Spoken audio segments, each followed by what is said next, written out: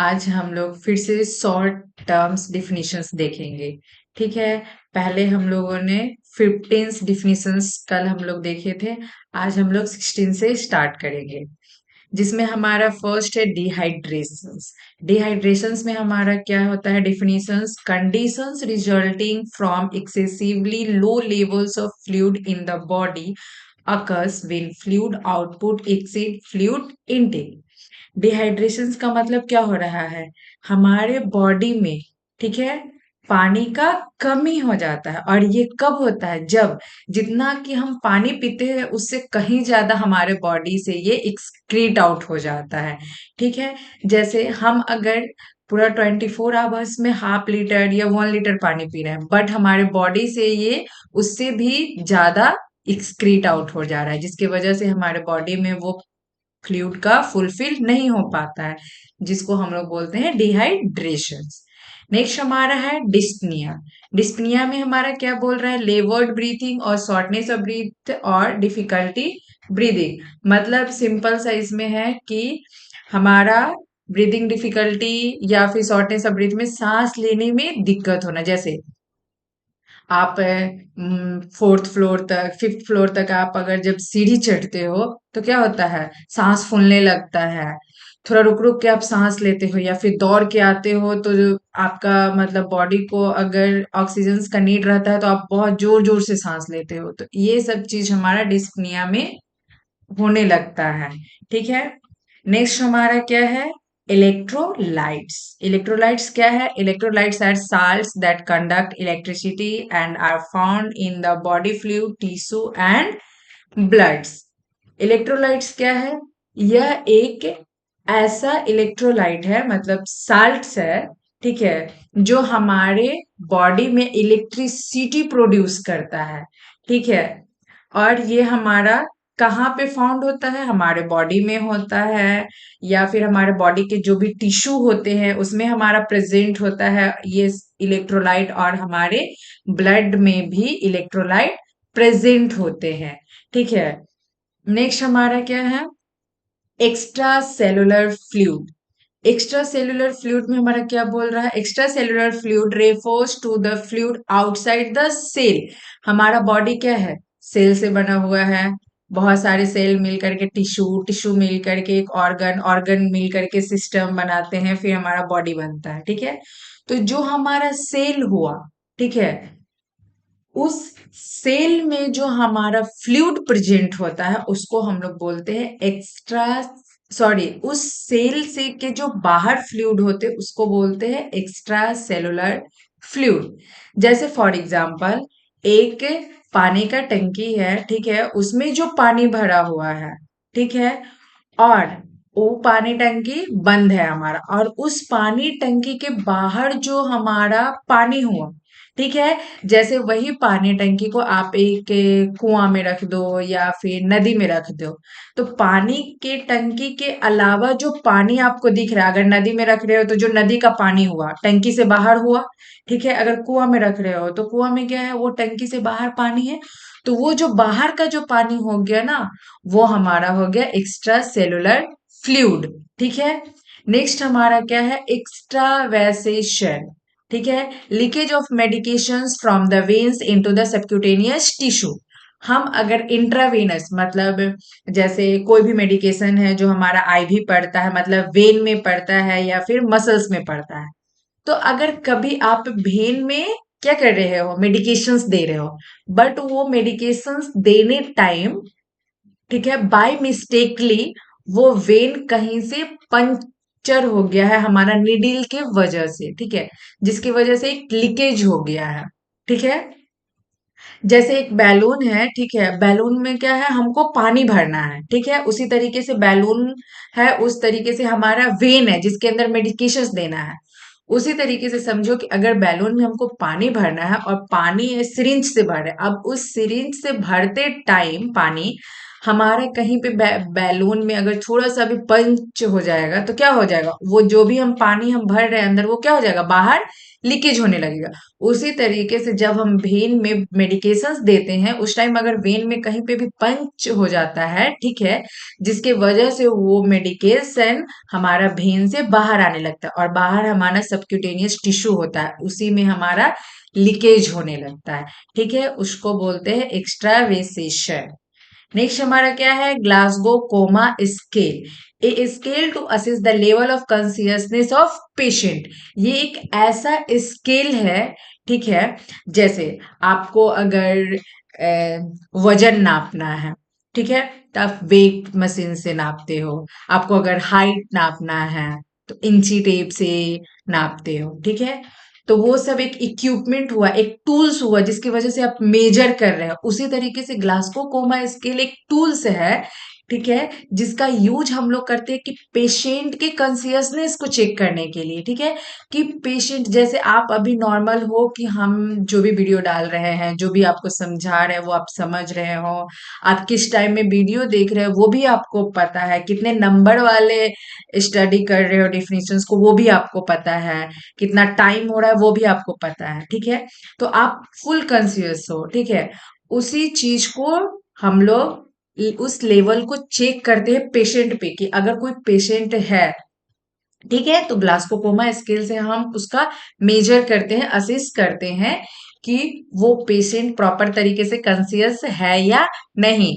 मतलब उससे हमको पता चलता है कि वो ओरिएंटेड है या नहीं, उसका मेंटल कंडीशंस कैसा है, उससे अगर हम कोई क्वेश्चंस पूछ रहे हैं वो उसका सही से जवाब दे पा रहा है या नहीं पा रहा है, उसका नर्वस सिस्टम कैसा काम कर रहा है, ठीक है।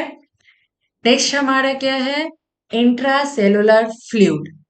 Intracellular fluid refers to the fluids are located inside the cells. Intracellular fluid contains large amount of potassium, magnesium and phosphate ions. ठीक है, जिस तरीके से आपने देखा एक्स्ट्रा सेलुलर फ्लूइड, जिसमें हम आपको बताया है कि एक टंकी है जिसमें पानी है, ठीक है, और उस टंकी वाले पानी को आपने किसी नदी या कुआं में रख दिए तो जो नदी और कुआं वाला पानी है वो एक्स्ट्रा चला गया। तो यहाँ पे इंट्रासेलुलर फ्लूइड कौन होगा, जो हम टंकी में जो पानी भरे उसको बोलेंगे इंट्रासेलुलर फ्लूइड, ठीक है। और ये जो हमारा इंट्रासेलुलर फ्लूइड है जो हमारे सेल के अंदर होता है, एक्स्ट्रा क्या होता है, जो सेल के बाहर होता है। तो जो फ्लूइड हमारे सेल के अंदर होता है उसमें हमारा बहुत सारे अमाउंट्स में हमारा क्या होता है, पोटासियम होता है, मैग्नीशियम होता है और फॉस्फेट आयंस प्रेजेंट होता है, ठीक है। नेक्स्ट हमारा क्या है, अनकॉन्सियसनेस। अब हम लोग देखेंगे अनकॉन्सियसनेस क्या होता है, ठीक है।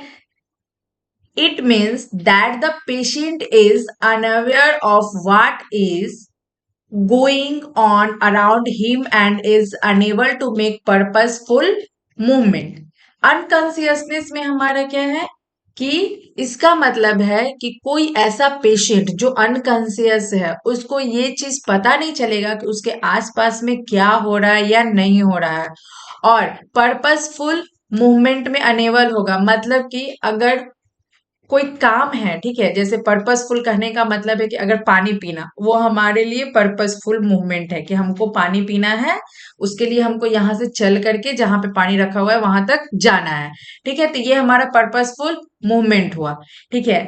बट अनकॉन्सियस पेशेंट क्या करेगा, उस चीज को भी वो नहीं कर पाएगा, ठीक है।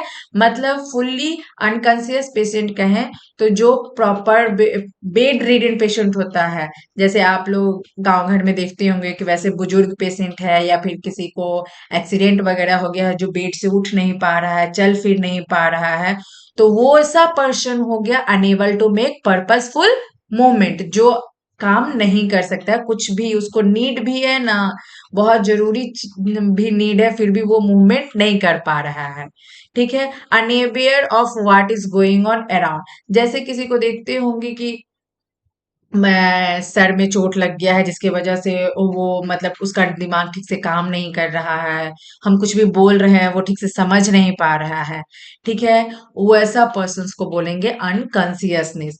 यही चीज को हम लोग मेजर करने के लिए ग्लास को कोमा स्केल का यूज करते हैं कि उसका जो मतलब लेवल है वो कितना है, मतलब वो बहुत ज्यादा ही अनकॉन्शियस है, मतलब उसको कुछ पता ही नहीं चल रहा है, या फिर कुछ पता चल रहा है कि हमारे आसपास क्या हो रहा है और कुछ पता नहीं चल रहा है कि हमारे पास क्या हो रहा है। सो ये चीज हमारा ग्लास्कोकोमा स्केल बताता है।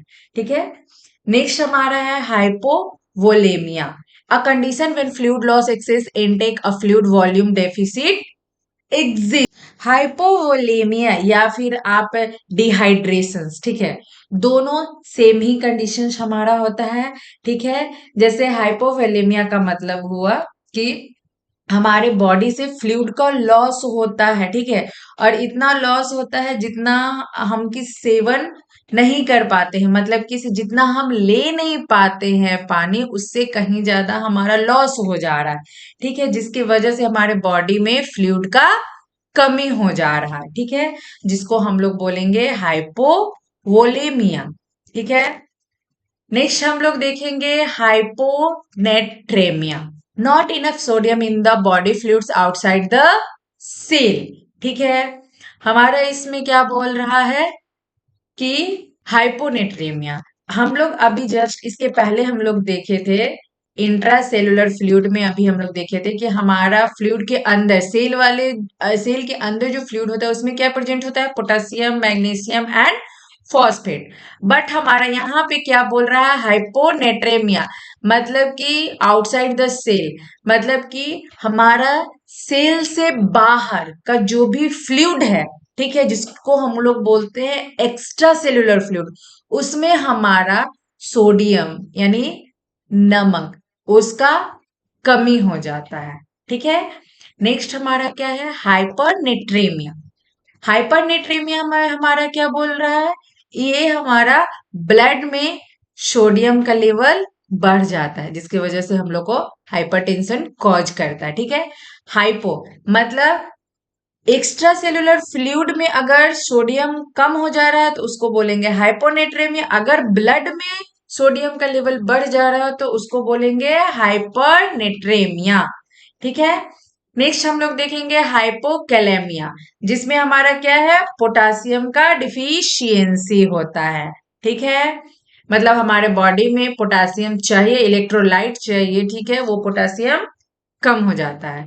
नेक्स्ट हमारा है हाइपर कैलेमिया, जिसमें हमारा क्या है, बोल रहा है कि जो पोटासियम है उसका जो नॉर्मल लेवल होता है उससे वो बढ़ जाता है।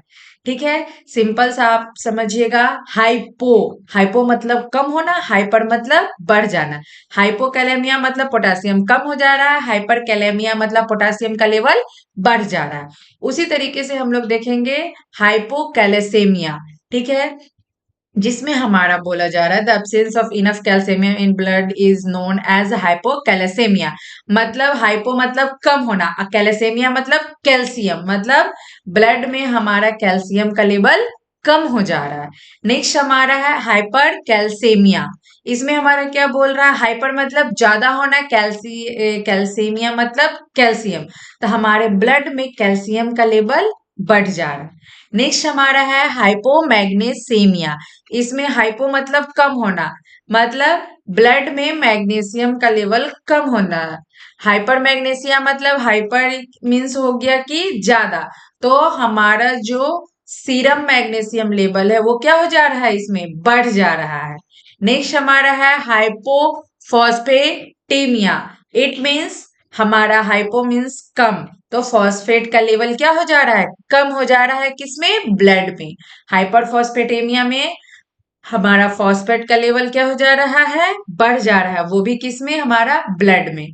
ठीक है, सिंपल सा है, नेट्रेमिया मतलब सोडियम, कैलेमिया मतलब पोटासियम, कैलेसीमिया, कैलेमिया और कैल्सेमिया में कभी कभी कंफ्यूजन होता है, तो कैलेमिया अगर होगा तो पोटासियम है, कैलेसीमिया, ठीक है, कैल्शियम और कैलेसीमिया ये हमारा थोड़ा क्या है, सेम सेम है, इसलिए आप अंदाजा लगा सकते हो कि कैलेसेमिया मतलब कैल्शियम, उसके बाद मैग्नीसेमिया मतलब मैग्नीशियम, फॉस्फेटेमिया मतलब फॉस्फेट। ठीक है, आज हम लोग का यहीं तक रहेगा। ठीक है, अगर हमारा वीडियो अगर पसंद आया हो तो लाइक कमेंट एंड शेयर करें। Thank you.